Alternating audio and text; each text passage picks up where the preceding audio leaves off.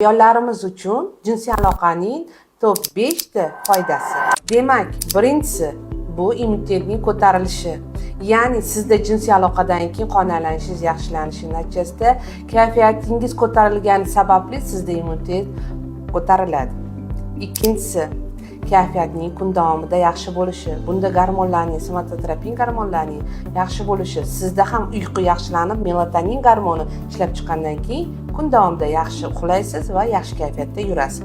Uchinchisi sababi bu vazn tashlaysiz. Bo'qoqning yaxshi ishlab faoliyati sababli sizda ozish tezlashadi va samarasi bo'ladi. To'rtinchi sababi depressiya, stress bo'lmasligi. Kayfiyatni ko'tarish sababli stresslar ham, depressiyalar ham sizdan yiroq yuradi.